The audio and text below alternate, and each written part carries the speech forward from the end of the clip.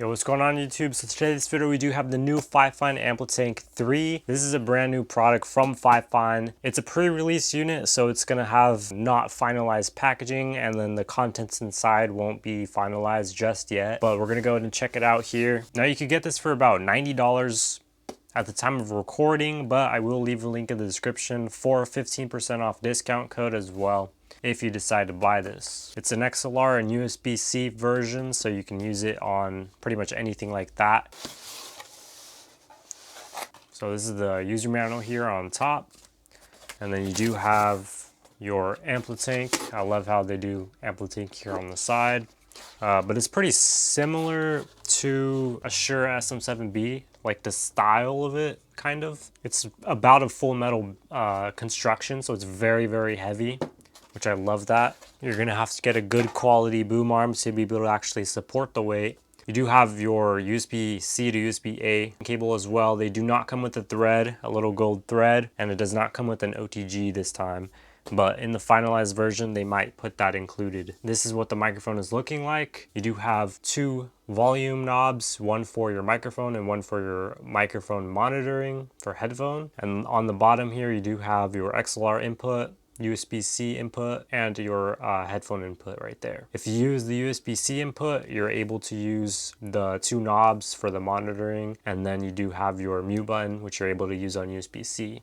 If you use XLR, you can't use any of the onboard settings. This is what the thread is. It's a thicker thread, I would say a 5/8, and then it does have an inner part right there with the 3/8. So that's the construction of it. This is just as purely design here on the sides. The microphone capsule is on top, and you have to be really close when you're talking to this, like literally like 1 to 2 inches when it comes to talking into that type of microphone. Let's go and show the sound quality and set this up. So as you can see, we do have the microphone propped up now on our boom arm. This is a low profile boom arm. I'll show some B-roll on it. It looks really good. You can tell on camera. We're gonna go ahead and set this up for the first time. So we're gonna go into Final Cut Pro here. This is the software that we're using for today. We're gonna go to Window, Record, VoiceOver, and then you can see here it's the Fifine SC1, which is the sound card that we're actually using for this showcase, because you do have to use XLR. Obviously, we are using the XLR. So we're using a complete Fifine setup from the interface to the XLR cable and now the microphone itself, as well as the boom arm. So it's completely Fifine branded. You can monitor audio directly from your recording software, or if you're doing Streamlabs or something like that. All right, so this is what it sounds like on the Fifine Amplitank 3. So this is what it sounds like fully raw. There's no background sound whatsoever, so it should sound pretty good. This is fully raw. Now we're gonna go to the edited mode. So this is what it sounds like when you edit the audio. And if you haven't seen that video on how I edit my audio, I highly recommend to watch it here in the link in the description. Without further ado, let's go into the sound tests. So we normally do a air purifier test. We're gonna go to the first mode now.